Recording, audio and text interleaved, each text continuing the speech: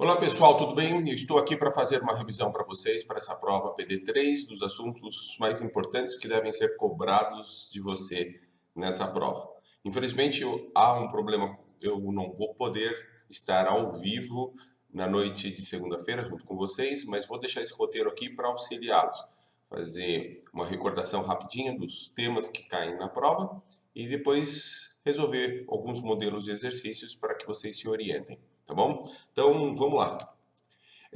Do setor A, o que é importante saber é a questão de fluxo em fluidodinâmica, aquela relação de volume pelo tempo.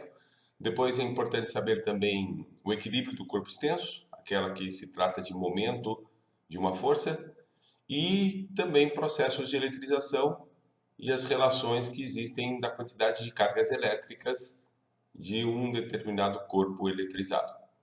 Já do setor B, é importante que vocês saibam transformações gasosas, as transformações isobáricas, isovolumétricas, isotérmicas, né, que vocês saibam calcular o trabalho termodinâmico, quer seja pela fórmula ou pela área de um gráfico da pressão pelo volume, chamado de diagrama de Clapeyron, e também a primeira lei da termodinâmica, que essencialmente é uma lei de conservação da energia.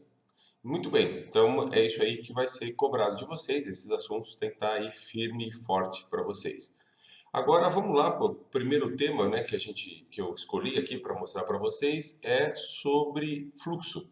Então, antes de falar sobre o exercício propriamente dito, eu gostaria de fazer uma rápida recordação do assunto relacionado a fluxo de fluidos. Então, vamos para a nossa tela de soluções aqui. Veja bem, o que a gente vai entender por fluxo? Primeira coisa, a gente vai entender um duto. Esse duto é onde flui o fluxo. Esse duto pode ser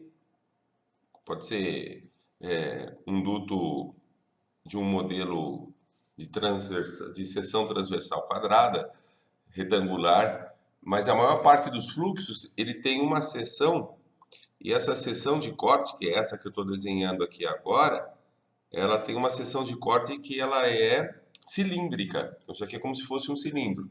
Tá? Essa área aqui, que eu estou destacando agora, chama-se área de corte, seção de corte. Então, nós temos essa área aqui. Tá? O fluido, as partículas, elas estão fluindo através do duto. E num intervalo de tempo determinado, elas fluem de uma determinada posição até outra determinada posição. E quando esse fluido é chamado de laminar, ou seja, ele flui sem fazer redemoinhos, tá? Possivelmente prever essa partícula onde é que ela vai estar. Ela vai vir desta posição até uma determinada posição mais à frente. A isso aqui vai corresponder um certo volume. Então, essa região aqui nós temos um volume. E esse volume, como é que a gente calcula? Eu vou chamar esse volume, eu vou chamar de ΔV. É a variação do volume inicial, que era zero, até o volume final. Então, eu vou chamar de ΔV. E esse ΔV aqui para nós, ele depende de basicamente dois fatores. O primeiro fator é a área, e o segundo fator é esse comprimento. Esse comprimento eu vou chamar de L, do inglês length, que significa comprimento. Então, o produto desses dois caras aqui, ó, a área vezes o comprimento, ela vai dar esse volume. Muito bem, o que é chamado de fluxo? A definição do que vem a ser fluxo. O fluxo vai ser indicado pela letra F maiúscula grega, φ, e o fluxo nada mais é do que quanto passa desse volume em função do tempo.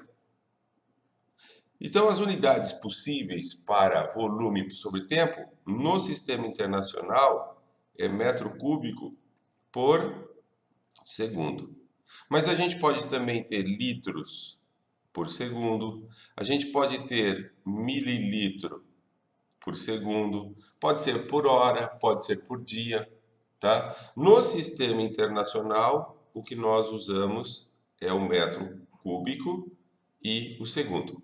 Vale a pena lembrar algumas coisas aí para vocês, que 1 metro cúbico cabe a quantidade de 1000 litros em volume. Também vale a pena lembrar para você que 1 milímetro cúbico, perdão, aqui é 1 ml, 1 mililitro, vou fazer melhor aqui, ó. 1 mililitro é igual a 1 centímetro cúbico. São equivalentes, são unidades de volume equivalentes. E por fim, que 1 litro tem 1000 milésimos de litro. Então tem 1000 ml, tá? Então aqui nós temos essa primeira questão envolve esses assuntos aí. E o que que a questão fala pra gente? A artéria aorta é aquela que sai do coração, né? A artéria aorta de um adulto tem um raio de cerca de 1 centímetro. Então, para nós, gente, olha, quando ele falou que a artéria aorta tem 1 centímetro de raio, significa que desse ponto central até a extremidade lá, isso daqui tem um raio que é de 1 centímetro. Então, como é que eu faço para calcular essa área? Bom, para calcular essa área vem lá da matemática. A área de um disco é o produto do π vezes o raio elevado ao quadrado. Então, no caso do nosso exercício, esta área ela vai ser igual ao π vezes o raio elevado ao quadrado. E esta área equivale 3 vezes 1 centímetro elevado ao quadrado. Esta área vai ser igual a 3 centímetros quadrados. Bem, aqui nós estamos adotando, só deixar claro, né, que nós estamos adotando por uma questão de simplificação que o π é aproximadamente o valor 3. Muito bom. Aí ele fala o seguinte, o sangue flui nela com velocidade de 33 centímetros por segundo. Então, se vale a 33 centímetros por segundo, significa que a velocidade com que ele está passando aqui, ó, são 33 centímetros em 1 segundo. Então, se isso daqui tiver 33 centímetros, a partícula que está aqui vai levar 1 segundo para chegar desse lado. Ela, caminhando nessa velocidade, em 1 segundo ela caminha aqui 33 centímetros. Muito bom. E aí ele pergunta para nós, quantos litros de sangue por segundo, que é o volume, são transportados pela aorta? Então nós vamos fazer o seguinte, já que o fluxo é igual a essa relação de volume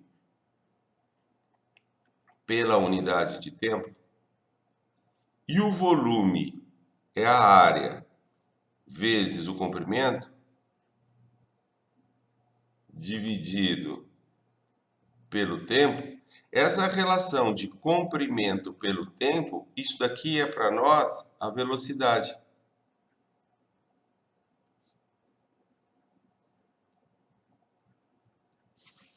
E essa velocidade, nós temos, o valor dessa velocidade é de 33 centímetros por segundo.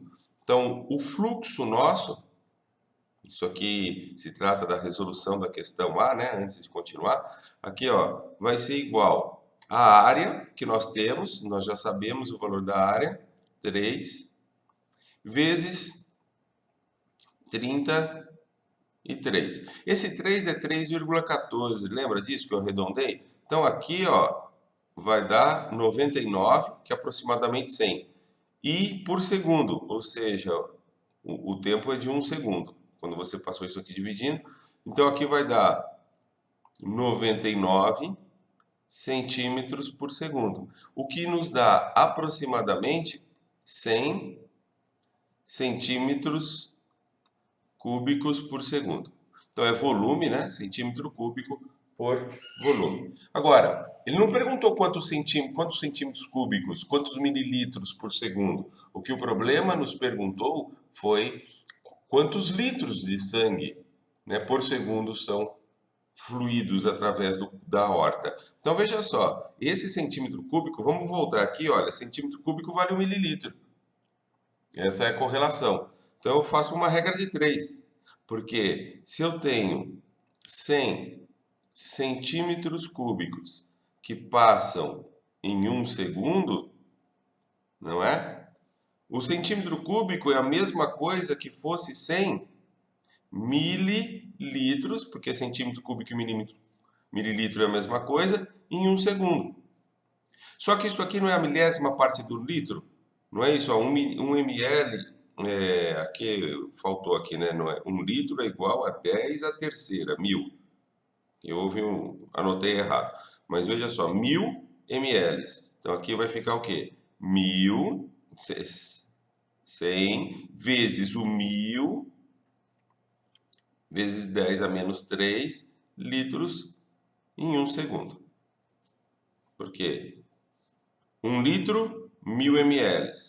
1 ml é a milésima parte do litro. Isso daqui é o mililitro, é a milésima parte do litro.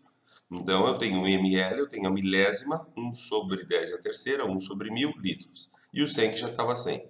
Bom, então esse fluxo para nós, ele corresponde a quanto? 10 a menos 3 com 10 ao quadrado é 0,1 litro por segundo. E aqui está respondida a primeira parte da questão.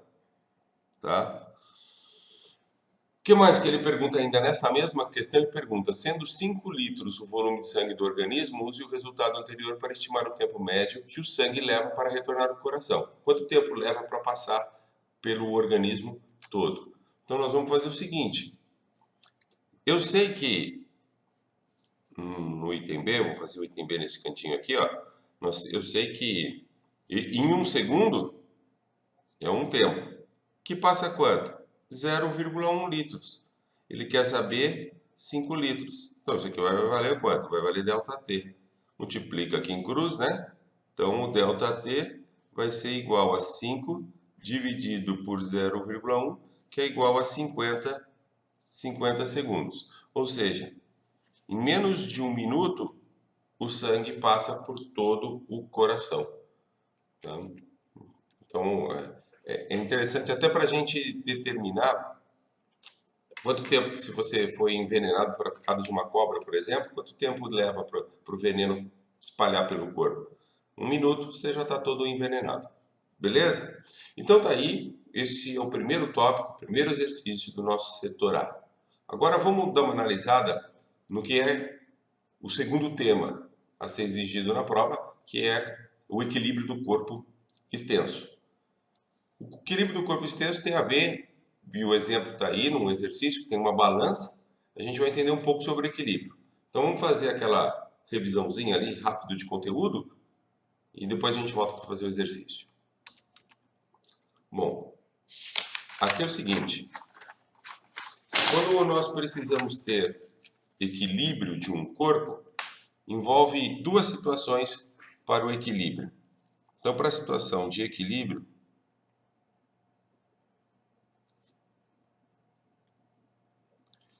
nós precisamos ter que a força resultante que atua sobre os corpos tem que ser igual a zero. Essa é a primeira condição de equilíbrio.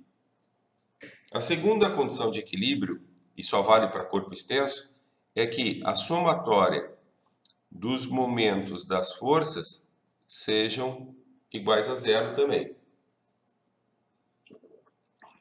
Mas o que é um momento de uma força? O momento de uma força é o seguinte, vamos imaginar uma barra e essa barra esteja apoiada num determinado ponto. Esse ponto onde ela está apoiada é chamado de eixo. Então, nessa situação, o eixo ele pode fazer com que a barra gire neste sentido ou gire neste sentido em torno desse ponto. Essa tendência que a barra tem de girar, nós vamos chamar de torque ou momento de uma força. Porque se essa barra tem um peso e o peso atua no centro dela, com certeza esse peso ele vai puxar a barra para cá, como ela está apoiada aqui, então ela vai girar em torno desse ponto nesse sentido. Se eu quisesse equilibrar esta barra, eu poderia fazer o quê? Poderia chegar aqui e aplicar uma força. Digamos, fazer uma força aqui assim, ó. Bom, como é que a gente mede, então, o momento e essa tendência de giro deste corpo? Nós precisamos saber a distância que existe entre o eixo e o ponto de aplicação da força. Então, esta distância aqui, ó, ela tem que ser conhecida. Esta distância aqui, ela tem que ser conhecida. E isso é chamado de braço da força.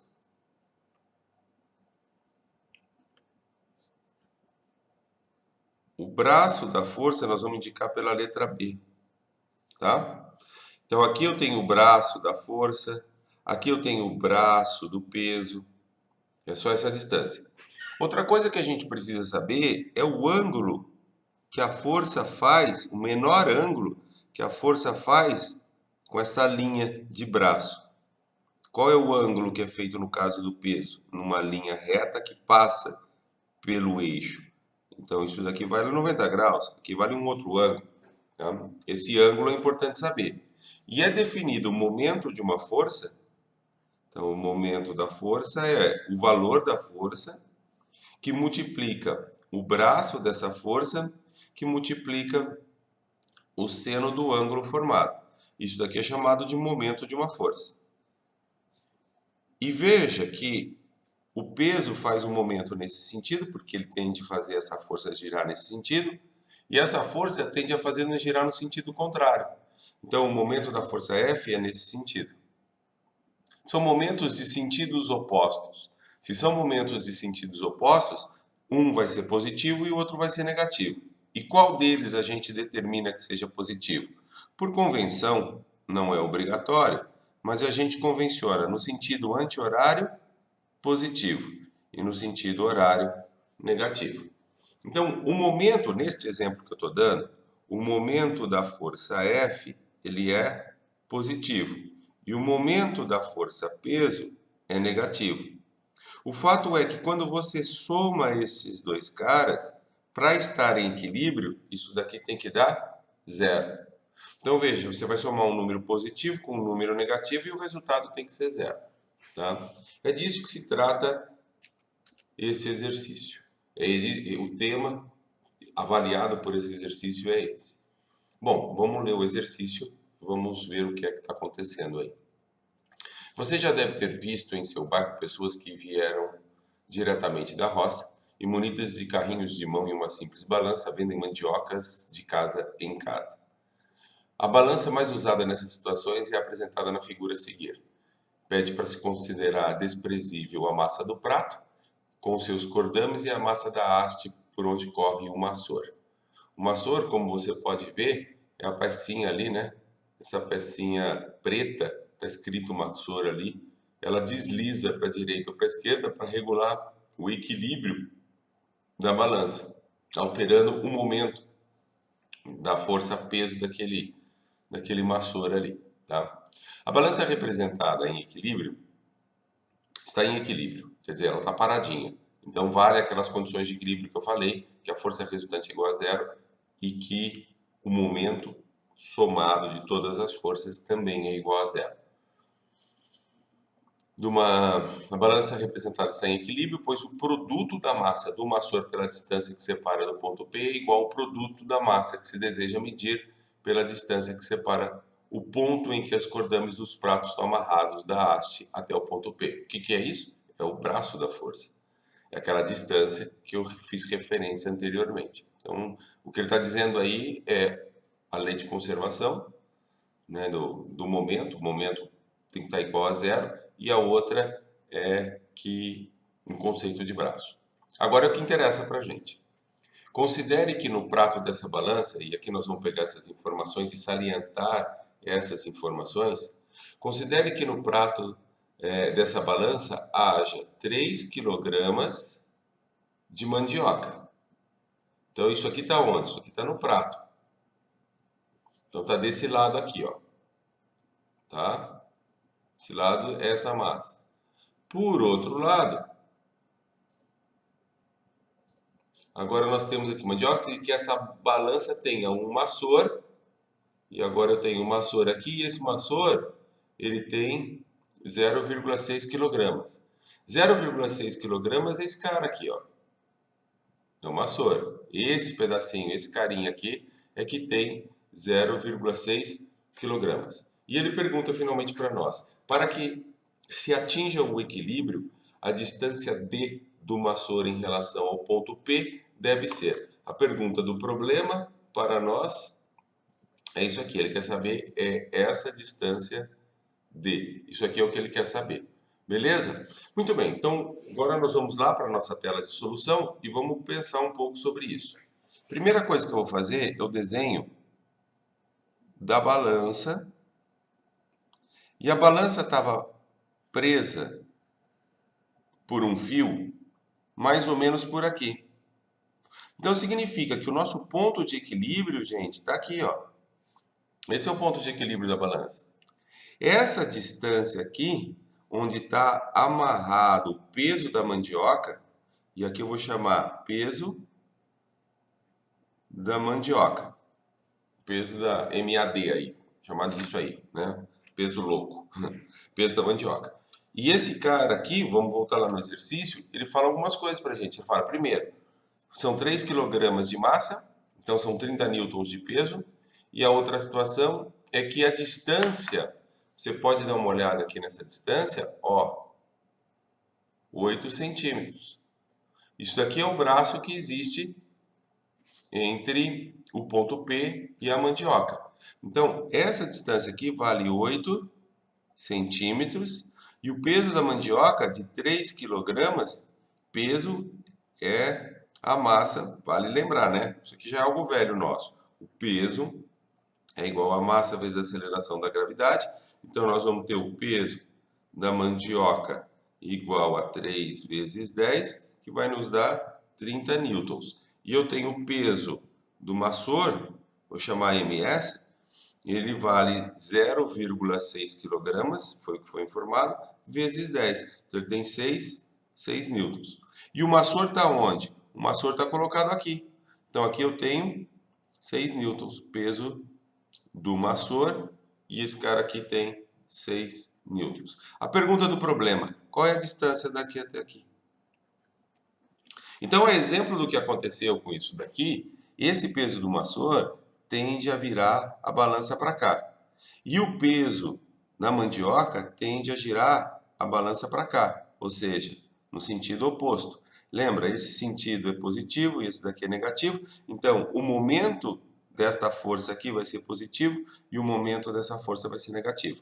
Então, eu posso escrever que o momento do peso da mandioca mais o momento do peso do maçor vai ter que ser igual a zero. Só que esse peso do maçor ele é negativo, o seu sentido é negativo. Então eu vou somar um número negativo. E esse aqui é positivo, já está positivo. Quem que é o momento da força? É a força vezes o braço vezes o seno. Como o ângulo formado é de 90 graus, isso aqui está bastante tranquilo, porque seno de 90 graus é igual a 1. Então vai ficar o seguinte, peso da mandioca vezes o braço da mandioca vezes seno de 90 graus menos, mais com menos, menos, peso do maçor, braço do maçor vezes seno de 90 graus, tudo isso vai dar zero. Tudo isso vai dar zero. Acontece que isso daqui vale 1 e isso aqui vale 1. Tinha colocado ali, né? Que 1 e 1. O peso da mandioca, 60. 60 não, 30. O braço da mandioca, 8 centímetros. Menos o peso do maçor, 6. E o braço do maçor é a distância D. Isso aqui vai ser igual a zero. Então aqui vai ficar 30 vezes 8. Passa esse cara para o lado de lá, 6D. Dá para simplificar aqui? Dá 5. Então essa distância D é igual a 5 vezes 8, que vai nos dar 40 centímetros. Perfeito? Então tá aí esse segundo tema em que a gente analisou o equilíbrio de um corpo extenso. Muito bom. Vamos para o último tema a ser pedido, né, nesta prova, que vai ser avaliado. Eu estou mostrando 3 exercícios para vocês, a prova de vocês tem 4 exercícios para cada setor, mas o assunto que está sendo pedido é esse aí. Agora cabe a vocês ainda hoje conseguirem dar um reforço no estudo baseado nisso que eu estou passando para vocês. O próximo exercício fala sobre eletrização, tá? Então, um processo de eletrização. Então, nós vamos fazer uma recordação rapidinha do assunto e a gente já volta para o exercício.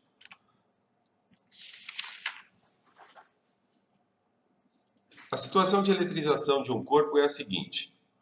Nós temos 3 processos de eletrização.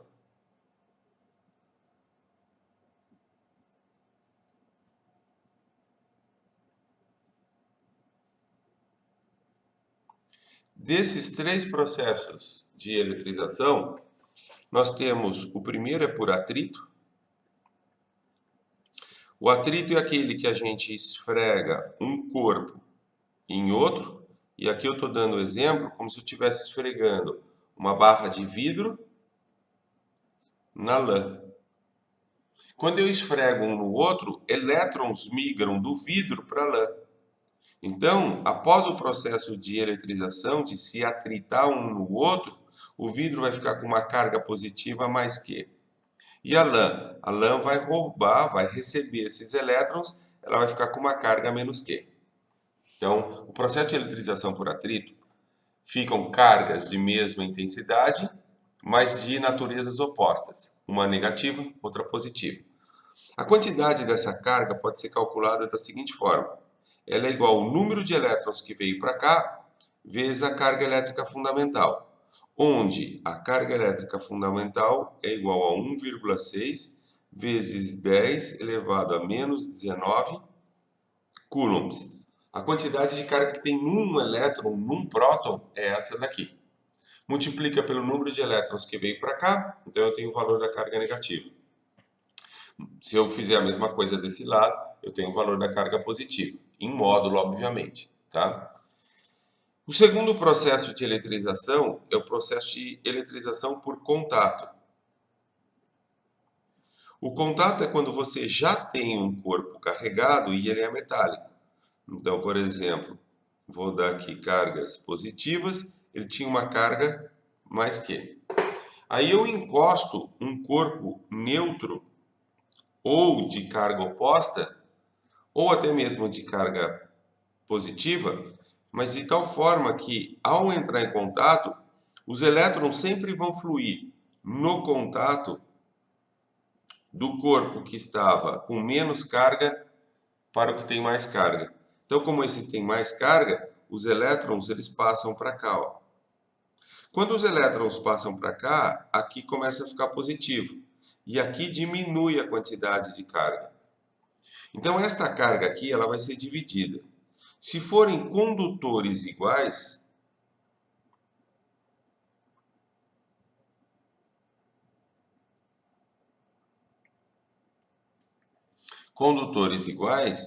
o final da história vai ser a carga vai ficar dividida em 2 partes iguais. Então, esse cara vai receber Q sobre 2 e o outro cara vai receber Q sobre 2 também. Então, ambos vão ficar com a mesma natureza. No atrito ficaram com naturezas opostas, aqui vão ficar com a mesma natureza. É claro, esse corpo originalmente podia ser negativo, então o elétron ia sair daqui para o outro, e aí lá no final ia ser negativo e negativo. Tá? Bem, para nós, o que a gente precisa para esse exercício é isso aí. Existe um terceiro processo, que é o chamado de indução.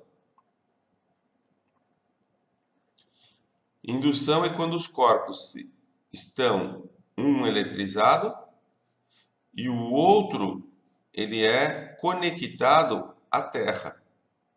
Quando ele é conectado à Terra, há fluxos de elétrons de tal forma que ele vai tentar suprir essa necessidade. Tá? Então, aqui ele entende o conjunto todo como estando positivo. Então, o elétron vai subir. Tá? Quando ele eletriza aqui, porque foi atraído por esses prótons, sem pôr em contato, você rompe esse fio. E aí essa carga fica presa lá. Isso aqui é chamado indução. Então, no final, eu vou ter uma carga positiva mais Q, mas não houve troca, e aqui houve carga negativa menos Q. Uma coisa importante no processo de indução é que todo corpo que tiver sozinho, então aqui é um corpo isolado, e depois ele é conectado à Terra, mas ele está sozinho, se ele tinha carga elétrica, essa carga elétrica vai para a Terra.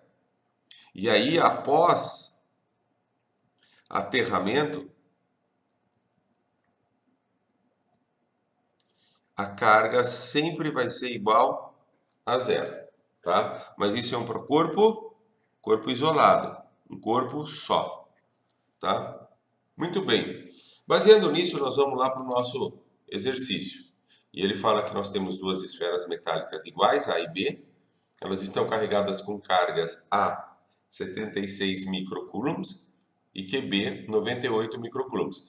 As duas são iguais, as duas são positivas. Ele não falou que uma é de natureza negativa e outra de natureza positiva. A esfera, inicialmente, a esfera A é conectada momentaneamente no solo através de um fio metálico. O que ele quer dizer com isso? Que a esfera A, sozinha, ela foi encostada no solo. Então, o que ele quis dizer é o seguinte, que a esfera A estava sozinha. Quando encostou no solo, o que vai acontecer com ela? Ela vai perder toda a carga dela. Então, no exercício, nessa interpretação, essa carga, que era a esfera A, ela está com carga inicialmente igual a zero. Porque encostou no solo, foi aterrado e é instantâneo, não fica para sempre. Então, ela descarrega e depois ela é isolada de novo, aí ela fica sem carga nenhuma, tá? Essa foi a situação aí. Bom, agora voltando lá, ele diz que isso foi a esfera A. E a esfera B continua quieta lá no canto dela. Em seguida, as esferas são postas em contato, momentaneamente, então toca uma na outra. Então a esfera B continua existindo, a esfera B está aqui do lado, e a esfera, então aqui a carga do A inicialmente era zero, e a carga do B, ela existia. Vamos ver quanto vale. A carga de B é 98 microcoulombs. Então é 98 microcoulombs. E ela está toda positiva. O problema diz que colocou em contato. Se colocou em contato, olha o que vai acontecer. Elétrons de A vão migrar para B. Quando os elétrons de A vão migrando para B, aqui vai ficando positivo e aqui vai diminuindo a quantidade de cargas positivas. Então, no final da história, se o problema diz que foi instantaneamente, né? Ou seja, tocou, os elétrons são rápidos, passam logo para lá, e aí no final você vai ter uma carga Q pela metade e aqui Q pela metade. A mesma quantidade dos dois lados. E o que está pela metade? O QB. É essa carga que está aqui pela metade. Então é QB aqui, ó. E aqui é o QB, sobre 2. E o que o problema está perguntando para a gente? Calcule a carga final da esfera B em microcoulombs. O micro saiu depois aí, né? Mas em microcoulombs. Então significa, qual que é a carga de cada uma delas? Essa nova carga, vou chamar isso aqui de QB', essa nova carga, QB' é igual a 98 microcoulombs dividido por 2. Então isso aqui vai dar 45 mais 4 dá 49. 49 microcoulombs. Então essa é a quantidade. Agora, o que mais que o problema poderia perguntar para você? O problema podia chegar a perguntar assim, quantos elétrons? Ele não perguntou, mas ele poderia perguntar, quantos elétrons foi passado daqui para cá? né? Qual é a quantidade de carga que tem ali. Então, a quantidade de carga que foi colocada para cá, que existe aqui agora, ela seria calculada naquela expressão, que é igual ao número de elétrons vezes a carga elementar. E se a carga vale 49 vezes 10 elevado a menos 6, né? Esse micro aqui vale a pena lembrar, ele é um número, ele vale 10 a menos 6. Vai ser igual ao número de elétrons que a pergunta vezes aqui a carga elementar, 1,6 vezes 10 a menos 19. Perfeito? Passo esse número dividindo para cá, vai ficar 49 vezes 10 a menos 6 sobre 1,6 vezes 10 a menos 19 é igual ao N.